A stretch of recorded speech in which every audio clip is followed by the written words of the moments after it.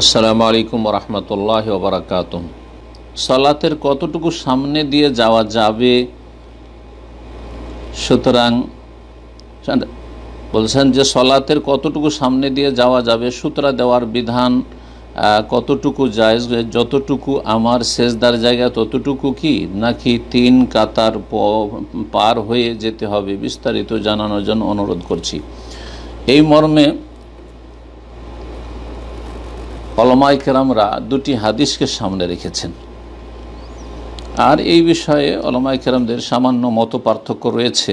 একদল বলছেন যে মুসল্লি যখন সালাত আদায় করে, প্রথম কথা মুসল্লির জন্য সুন্নত হচ্ছে যে সুতরা সামনে করে সালাত আদায় করবে, সেটা মসজিদের ভিতরে হোক আর বাইরে হোক, যে কোনো জায়গায় হোক না কেন।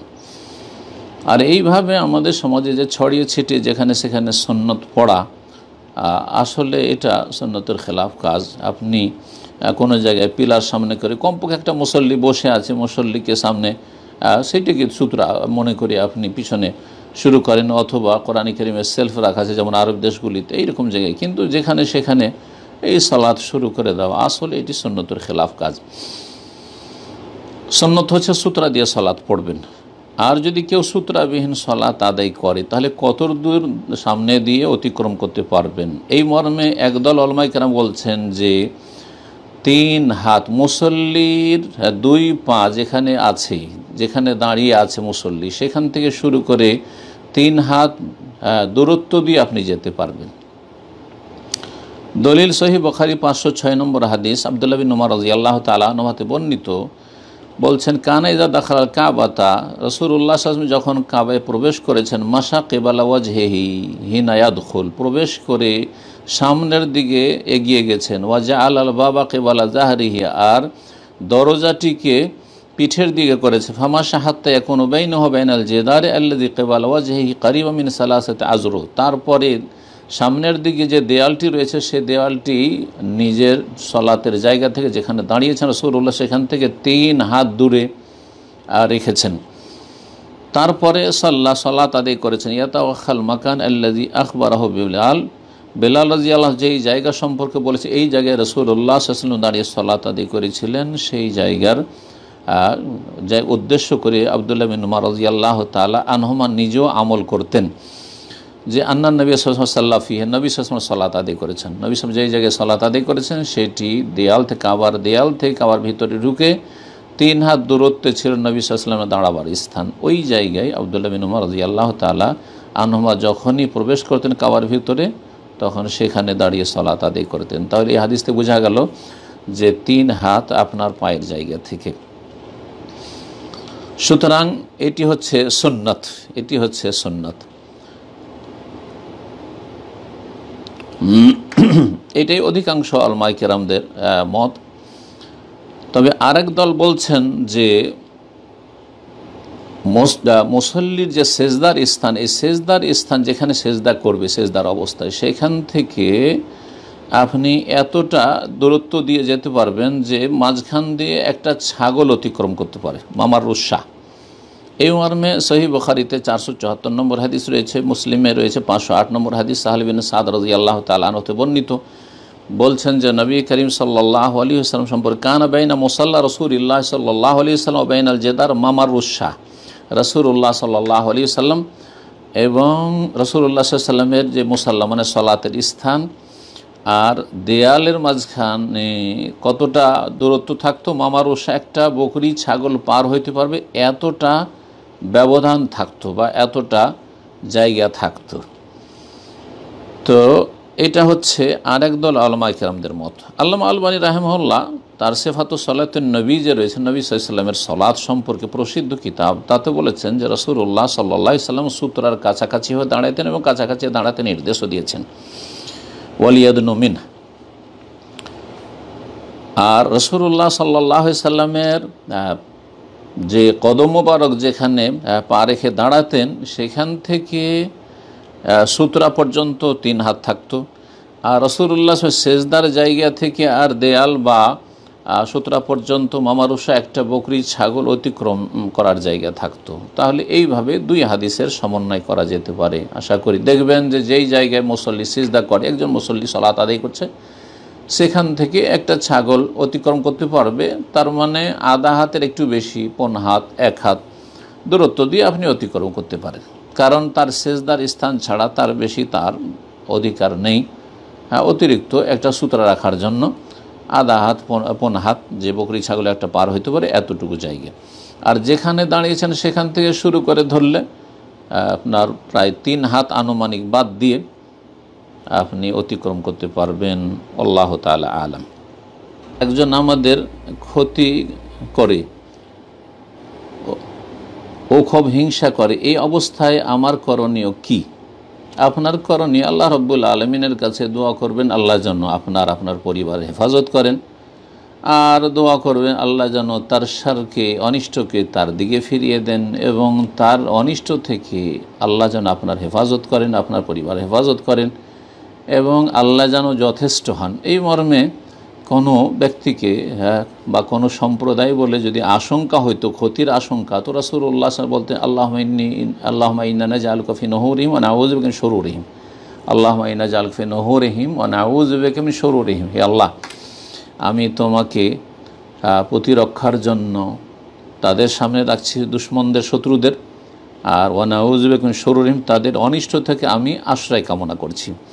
এইরকমই আরেকটি দোয়া রয়েছে সহিহ মুসলিমে, যে ঘটনা রয়েছে সূরা বুরুজের তাফসিরে, আল্লাহুম্মা কফিনিহিম বিমা শিত, আল্লাহুম্মা কফিনিহিম বিমা শিত, আল্লাহ আমার জন্য তাদের অনিষ্ট থেকে রক্ষার জন্য তুমি যথেষ্ট হও, তাদের অনিষ্ট থেকে রক্ষার জন্য আমার জন্য যথেষ্ট। এটা সবচাইতে ভালো দোয়া। দুশ্মনের ধ্বংস হওয়ার দোয়ার চাইতে ভালো দোয়া হচ্ছে, এতে আপনার লাভ নেই। দুশ্মন যদি ধ্বংস হয়ে যায়, তো আপনার মনের জ্বালা একটু মিটলো, কিন্তু আপনার কি লাভ হলো?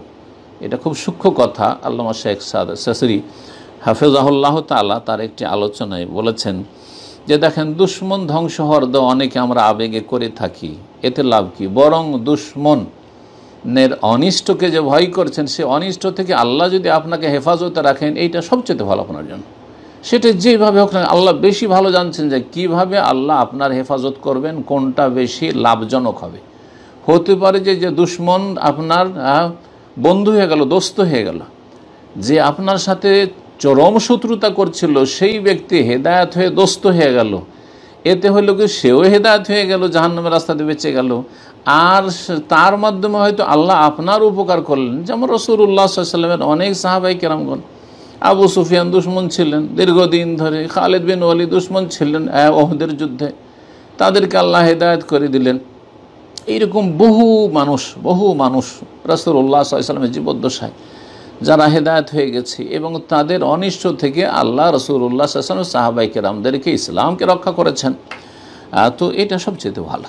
তো আপনি এই দোয়াগুলি করবেন, বা নিজের ভাষা বলবেন, আল্লাহ তার অনিষ্ট থেকে আমাকে রক্ষা করো, তার অনিষ্ট তার দিকে ফিরিয়ে দাও, সে যেন আমার ক্ষতি না করতে পারে, তার ক্ষতি দিয়ে সে যেন ক্ষতিগ্রস্ত হয়।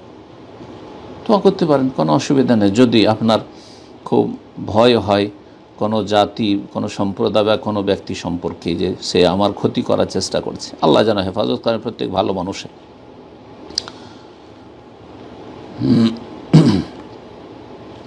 16 নম্বর প্রশ্ন। আমার প্রশ্ন হলো, নামাজের শেষে মোনাজাতে নেক আমলের হাদিয়া রাসূল সাল্লাল্লাহু আলাইহি সাল্লামের রওজায় পাঠিয়ে দেওয়ার দোয়া করা কি কি কারণে ঠিক নয়?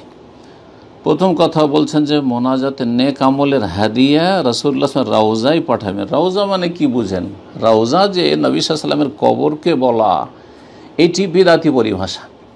কবরকে 3 ভাগে ভাগ করা, নবী সাল্লাল্লাহু আলাইহি সাল্লামের কবরকে রওজা বলা, আর পীরদের কবর, যেই কবরগুলির পূজা হচ্ছে ভারত বাংলাদেশে বা যে সব কবর মাজার পূজার দেশ, সেসব দেশে, সেগুলিকে মাজার বলা। আর আপনার বাপ মায়ের কবরকে কবর বলা, আপনার দাদা দাদির, নানা নানি, যেই কবরগুলি কাঁচা কবর আলেম ওলামাদের, সেগুলিকে কবর বলা। এই 3 ভাগে বিভক্ত করা, এটি একটি বিদআত, একটি বিদআত। জি, এই বিদআতগুলি সুফিদের থেকে এসছে, গোমরাদের থেকে এসছে। সুতরাং সতর্ক, সাবধান এই ভাষাগুলি থেকে। হাদিসে রওজা বলা হয়েছে জান্নাতের বাগান। রাসূলুল্লাহ সাল্লাল্লাহু আলাইহি সাল্লামের কক্ষ, মা আয়েশার কক্ষ, যেখানে পরে কবর হইল, কিন্তু রাসূলুল্লাহ সাল্লাল্লাহু আলাইহি ওয়াসাল্লাম তো তার জীবদ্দশায় এই হাদিসে বলেছেন। এবং কবরের কথা কি করে বলবেন, তখন পর্যন্ত তার কবর হয়নি। হ্যাঁ, সুতরাং কবরের হাদিস ঠিক নয়। সেখানে রয়েছে মা বাইনা বাইতি ওয়া মেম্বারি, আমার ঘর আর আমার মেম্বার, যে মেম্বারে দাঁড়িয়ে রাসূলুল্লাহ খুতবা দিতেন, আমার ঘর আমার কক্ষ, মা আয়েশা রাদিয়াল্লাহু তাআলা আনহার কক্ষ, যেই ঘরে রাসূলুল্লাহ অবস্থান করতেন মা আয়েশার পালার দিনে, পালার রাতে, আর আমার মেম্বারের মাঝখানের যে মসজিদে নববীর জায়গা, এটি হচ্ছে রওদাতুম মিন রিয়াজিল জান্নাহ, জান্নাতের বাগান সমূহের একটি বাগান। তাহলে রওদা বলবেন মসজিদে নববীর সে বিশেষ স্থানটি, হ্যাঁ কে, আর কবরকে রওজা বলা এইসব বিদাতি বক্তাদের থেকে মূর্খ সমাজ শিখেছে। আল্লাহ মূর্খতা যেন দূর করে দেন, আর বিদাতি বক্তাদের অনিষ্ট থেকে আল্লাহ যেন জাতির হেফাজত করেন। 2 নম্বর কথা, আপনি মোনাজাত করে যত নেক আমল তার আগে করলেন তা রাসূলুল্লাহ সাল্লাল্লাহু আলাইহি ওয়াসাল্লামের রওজায় হাদিয়া পাঠিয়ে দিলেন। হাদিয়া মানে আপনি গিফট করে দিলেন, যে আল্লাহ যত আমল করলাম সবগুলি হাদিয়া করে দিলেন, নবী সাল্লাল্লাহু আলাইহি ওয়াসাল্লামকে দিয়ে দিলেন।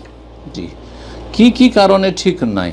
জি, প্রথম সবচেয়ে বড় কারণ হচ্ছে যে রাসূলুল্লাহ সাল্লাল্লাহু আলাইহি ওয়াসাল্লামকে আপনার চাইতে আমার চাইতে অনেক অনেক গুণ বেশি, যেটা বলা যাবে না যে কত গুণ বেশি। রাসূলুল্লাহ সাহাবায়ে কেরামগণ, আবু বকর, ওমর, ওসমান, আলী, হাসান, হোসেন, জি হ্যাঁ, উম্মাহাতুল মুমিনিন এবং সাহাবায়ে কেরাম সাহাবিয়াত 1,24,000-এর বেশি, তারা অনেক বেশি ভালোবাসতেন এবং তাদের ভালোবাসার প্রমাণ দিতে রাসূলুল্লাহ সাল্লাল্লাহু আলাইহি ওয়াসাল্লামের অনুসরণের মাধ্যমে পদে পদে। তারা কেউ এইরকম তরিকায় আমল করেননি, যে আমল করে দোয়া করার সময় বললাম যে আল্লাহ, বললেন কোনো সাহাবী যে আল্লাহ যত আমল করলাম সবগুলি তোমার নবীর কবরে হাদিয়া করে দিলাম। নবী সাল্লাল্লাহু আলাইহি ওয়াসাল্লাম ইন্তেকালের পরে করেননি, নবী সাল্লাল্লাহু আলাইহি ওয়াসাল্লাম জীবদ্দশা করেননি যে আল্লাহ যত আমল করলাম তোমার নবীকে হাদিয়া করে দিলাম, এই কথা কখনো বলেননি। তারপরে দেখুন তাবেইনরা কেউ করেননি। আরে 4 ইমাম আপনার মযহাবের ইমাম আবু হানিফা, শাফি, মালিক, আহমদ, কোন একটি কিতাব প্রমাণ করে দেন তো যে এই 4 জন ইমামের কোন ইমাম তারা আমল করে বলতেন যে আল্লাহ যত আমল করলাম সব হাদিয়া তোমার নবী পাকের রওজায় পৌঁছিয়ে দাও, এই কথা বলতেন? আর এগুলো তোমাদের দেশীয় বক্তাদের কাজ। জি হ্যাঁ, যাদের এলেম কালাম নেই তাদের কাজ। কিন্তু আবু হানিফা, শাফি, মালিক, আহমদের মযহাব নয় এগুলো মযহাবের নামে লামযহাবি কাজ। যারা মযহাব মানেন না, শুধু ইমামের দোহাই দিয়ে জীবনযাপন করে, ধর্মকর্ম করে, তারাই হয়েছে মযহাবি। না, তারা মযহাবি নয়, তারা জাল মযহাবি। আল্লাহ রাব্বুল আলামিন যেন হেফাজত করেন। জি, এখন খুব প্রয়োজন হয়ে গেছে যে সত্যিকার মযহাবের অনুসারী কে, সত্যিকার হানাফি কে, এই বিষয়টি আলোচনা করা অত্যন্ত জরুরি হয়ে গেছে। যেই ওয়াদা অনেক আগে করেছিলাম আর একবার আলোচনাও করেছিলাম, সেটা অডিওর যুগ ছিল। ইনশাআল্লাহ তাআলা আল্লাহ তৌফিক দিলে এর উপর আলোচনা করব। সত্যিকার হানাফি হওয়ার চেষ্টা করেন, সত্যিকার শাফি, মালিকি, হাম্বলি হওয়ার চেষ্টা করেন। সত্যিকারের হানাফি, শাফি, মালিকি, হাম্বলি সুফি হয় না, আশআরি হয় না, মাতুরিদি হয় না, আপনার দেওবন্দি বেরেলভি হয় না, মওদুদিবাদী হয় না, ইখওয়ানি হয় না। তারা রাসূলুল্লাহ সাল্লাল্লাহু আলাইহি ওয়াসাল্লামের অনুসারী, সব ক্ষেত্রে মুহাম্মাদি, সব ক্ষেত্রে মোহাম্মদী, কোরআন এবং হাদিসের অনুসারী হয়। আবু ইউসুফ মোহাম্মদ ওই রকমের খাঁটি হানাফি ছিলেন, ইমাম আবু হানিফা রাহিমাহুল্লাহ ওই রকমের খাঁটি হানাফি ছিলেন। সেই রকম খাঁটি হানাফি হওয়ার চেষ্টা করেন, আল্লাহ যেন তৌফিক দান করেন। তো সবচেয়ে বড় কারণ বললাম। আর তারপরে দ্বিতীয় কথা হচ্ছে যে আপনি আপনার আমলের নেকির বেশি মুখাপেক্ষী। আপনি বেতনটা নিয়ে এসে আমাকে পুরোটা যদি হাদিয়া করে দেন, অথচ আপনার স্ত্রী আছে, ছেলে মেয়ে আছে, আপনার নিজের পেট আছে, তা আপনি কি খাবেন? হ্যাঁ, অনাহারে মরবেন না? দেবেন? আছে কেউ এরকম পৃথিবীতে? তা দুনিয়ার ক্ষেত্রে, পয়সার ক্ষেত্রে নেই, কিন্তু নেকির ক্ষেত্রে এত জাহালাত, এত অজ্ঞতা যে আমি সব নেকিগুলি নবীকে হাদিয়া করে দিলাম, আপনার কাছে কি থাকলো? হ্যাঁ, আপনি খালি হাতে হাসরের মাঠে হাজির হবেন।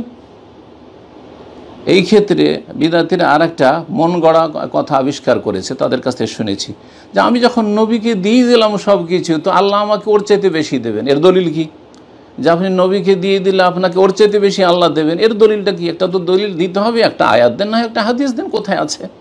সুতরাং এইসব মূর্খতার পরিচয় দিয়ে ধর্মকর্ম করবেন না। এলেম শিখুন, আর এলেমের ভিত্তিতে, সঠিক এলেমের ভিত্তিতে আমল করুন। তারপরে আরেকটি কথা শুনে রাখেন যে রাসূলুল্লাহ সাল্লাল্লাহু আলাইহি ওয়াসাল্লাম আমার আপনার আমলের মুখাপেক্ষী নন। লিয়াগফির লাকাল্লাহু মা তাকাদ্দাম মিন যামবিকা ওয়া মা তাআখার। জি, আসা আইয়াবাসাকা রাব্বুকা মাকামাম মাহমুদা, তাকে আল্লাহ মাকাম মাহমুদে পৌঁছে দিয়েছেন প্রশংসিত স্থানে জানিয়ে। আতে মুহাম্মাদানিল ওয়াসিলাতু ওয়াল ফাজিলা, ওয়াসিলা সর্বোচ্চ স্থানে আল্লাহর জান্নাতে পৌঁছে দেবেন। জি, এবং সবচেয়ে বড় স্থান তার জন্য রয়েছে, সর্বপ্রথম তার জন্য জান্নাতের দরজা খোলা হবে। আপনার আমার আমলের তিনি মুখাপেক্ষী নন, মুহতাজ নন যে তাকে আমল দেবেন, আপনি সব হাদিয়া করবেন। তারপর আরেকটি কথা শুনে রাখেন যে রাসূলুল্লাহ সাল্লাল্লাহু আলাইহি ওয়াসাল্লাম এমনিতে আমাদের আমলে আমরা যতটা নেকি পাই ততটা তিনি এমনিতে নেকি পান। কেন? প্রত্যেক মুসলিমের, কারণ আমাদের হেদায়েতের মাধ্যম রাসূলুল্লাহ সাল্লাল্লাহু আলাইহি ওয়াসাল্লাম। আল্লাহ হেদায়েত করেছেন এবং রাসূলুল্লাহ সাল্লাল্লাহু আলাইহি ওয়াসাল্লামের মাধ্যমে আমরা সকলে আমাদের পূর্বপুরুষ হেদায়েত পেয়েছি। সুতরাং মান দাল্লা আলা খাইরিন ফালাহু মিসলু আজরি ফাইলিহি, যে ব্যক্তি কোনো ভালো রাস্তা বাতলে দেবে তার জন্য যে আমল করলো তার সমান নেকি রয়েছে। রাসূলুল্লাহ সাল্লাল্লাহু আলাইহি ওয়াসাল্লামের মাধ্যমে যেহেতু প্রতিটি মুসলিম হেদায়েত হয়েছে যুগে যুগে, সুতরাং সমান নেকি রাসূলুল্লাহ সাল্লাল্লাহু আলাইহি ওয়াসাল্লাম এমনিতেই পেতে আছেন। সুতরাং এইরকম বেদাতি কাজ করে হাসরের মাঠে আক্ষেপ করবেন না। হানাফি আলেমরা রফুল ইয়াদাইন না করার যে দলিল পেশ করে সেই হাদিসগুলি কি সহিহ? রফুল ইয়াদাইন না করার হাদিস ইবনে মাসউদ রাদিয়াল্লাহু তাআলা আনহু থেকে যেটি আবু দাউদ রয়েছে, ইমাম আবু দাউদ রাহমাতুল্লাহ আলাইহি বর্ণনা করার পরে বলছেন যে ওয়ালাম ইয়াসিহা, হাদিসটি সহিহ নয়। তাহলে যিনি সংকলন করেছেন তিনি সতর্ক সাবধান করে দিয়েছেন যে রফুল ইয়াদাইনের হাদিস, যে রফুল ইয়াদাইন করতে হবে না বা একবার শুধু, এই হাদিসটি সহিহ নয়। তারপরেও যদি কেউ আমল করে তাহলে তাদের মযহাবি গোঁড়ামি। পক্ষান্তরে শত শত হাদিস রয়েছে রফুল ইয়াদাইনের, যে রাসূলুল্লাহ সাল্লাল্লাহু আলাইহি ওয়াসাল্লাম 4 জায়গায় সালাতে রফুল ইয়াদাইন করেছেন। তাকবীরে তাহরিমার সময়, রুকুতে যাওয়ার সময়, রুকু থেকে ওঠার সময়, আর 2 তাশাহুদ বিশিষ্ট সালাতে প্রথম তাশাহুদ থেকে ওঠার সময়। সুতরাং এগুলি হচ্ছে সুন্নাত, বরং সুন্নাতে মুতাওয়াতিরা, এর উপর আমল করেন বড় বড় হানাফি মুহাদ্দিসরা এটাকে মেনেছেন। আল্লামা শাহ ওলিউল্লাহ মুহাদ্দিস দেহলভী রহমতুল্লাহ আলাইহি, ভারত উপমহাদেশের বড় মুহাদ্দিস, তিনি বলেছেন যে এটি হচ্ছে সুন্নাত। যারা রফায়দান করে তারা বেশি প্রিয় আমার কাছে, জি তিনি বলেছেন। সুতরাং আল্লাহর ওয়াস্তে গোঁড়ামিটা বাদ দেন।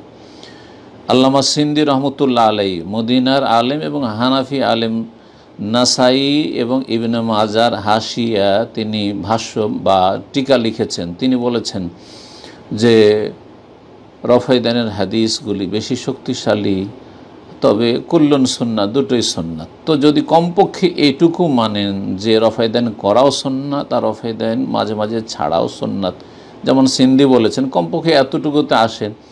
আর যদি 50টি হাদিস থাকে, উদাহরণস্বরূপ বলছি, তারও বেশি রয়েছে রফায়দানে, তো 50 বার রফায়দান করেন আর একবার মাঝে মধ্যে ছেড়ে দেন, সুন্নাত, কোনো অসুবিধা নেই। সুন্নাত মানে মাঝে মধ্যে ছাড়া যেতে পারে, কোনো অসুবিধা নেই। এক কথায় রফায়দাইন করা, 2 হাত উত্তোলন করা, এটি সুন্নাত, ফরজ ওয়াজিব নয়। তেমনি এটি মনসুখ রহিত নয়। ফরজ ওয়াজিব মনে করবেন না, বাড়াবাড়ি হবে। আর যারা মনসুখ রহিত বলেছেন তারা গায়ের জোর দেখিয়েছেন এবং তারা মযহাবি গোঁড়ামির অন্ধত্বে ডুবে আছেন। আল্লাহ যেন অন্ধত্ব তাদের দূর করে দেন। বলছেন, আমার প্রশ্ন হচ্ছে যে কোরআন ও হাদিসের আলোকে মাসলা মাসাইল দেয়ার বইয়ের নাম কি আর কোথায় পাওয়া যাবে? কোরআনের তাফসির কোন লেখকটা একটা ভালো? জি, অনেক লম্বা প্রশ্ন করেছেন। জি, প্রথম প্রশ্ন যে কোরআন এবং হাদিসের আলোকে মাসলা মাসাইল বা দুয়ার বই, দুয়ার লিখেছেন, দুয়ার বইয়ের নাম কি? অনেক বই রয়েছে। আপনি ইসলামিক লাইব্রেরি যেগুলো রয়েছে, কোরআন সুন্নাহ ভিত্তিক লাইব্রেরি, যদি বাংলাদেশে থাকেন তাহলে তৌহিদ পাবলিকেশন অথবা রাজশাহীতে ওয়াহিদিয়া লাইব্রেরি, এরকম অনেকগুলো লাইব্রেরি রয়েছে। আমার এগুলো বলার উদ্দেশ্য নয় যে এগুলোর সাথে বিশেষ আমার কোনো সম্পর্ক আছে, কখনো এটা মনে করবেন না।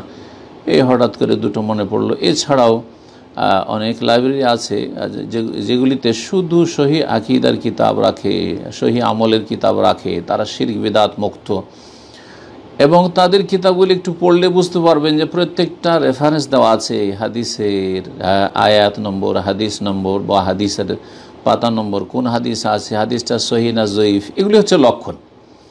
আর যাদের কিতাবে শুধু হাদিস শরীফে আছে, বর্ণিত হয়েছে, বুজরুগানের দিনেরা এগুলি আমল করেছেন পরীক্ষিত, তাদের কিতাব কখনো পড়বেন না, তারা ধোঁকাবাজ। তারা আমাদের জনগণের ঈমান হরণ করেছে, আল্লাহ হেফাজত করুক। জি, তো এইরকম ভালো কিতাব নেবেন। আমার একটি দোয়ার বই আলহামদুলিল্লাহ ছেপেছে বাংলাদেশ থেকে, দোয়াই তো এবাদত বা দোয়াই এবাদতের মূল, গুরুত্বপূর্ণ দোয়ার উপর। আর যদি আপনি সালাত আর সমস্ত মাসলা মাসাইল আপনি জেনে নেবেন একটি কিতাবে, সাধারণত এটা সম্ভব নয়।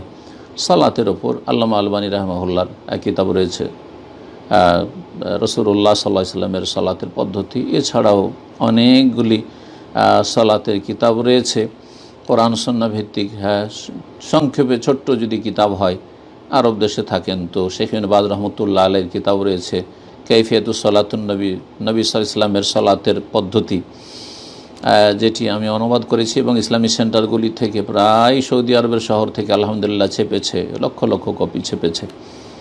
এই বইগুলি পড়ার চেষ্টা করবেন। জি, আর তারপর হচ্ছে কোরআনের তাফসির, কোন লেখকটা ভালো কোরআনের তাফসির হয়, আহসানুল বায়ান পড়বেন। আর না হইলে যেই তাফসিরটি সৌদি আরব থেকে সর্বশেষ ছাপানো হয়েছে ডক্টর আবু বকর জাকারিয়ার তাফসির, হাফিজাহুল্লাহ তাআলা ওয়া হাফিজাল্লাহুল জমি আল মুসলিমিন, এই তাফসিরটি সংগ্রহ করতে পারেন। হ্যাঁ, এগুলিতে আকীদাগত সমস্যা নেই, আকীদাগত সমস্যা ইনশাআল্লাহ তাআলা নেই। তাফসির যদি বিস্তারিত পড়েন, তাফসির ইবনে কাসির পড়বেন ডক্টর মুজিবুর রহমানের। এছাড়া সংক্ষিপ্ত অনুবাদও ওনার রয়েছে। এছাড়া তাইসিরুল কোরআন একটি অনুবাদ রয়েছে, সেই অনুবাদটাও পড়তে পারেন।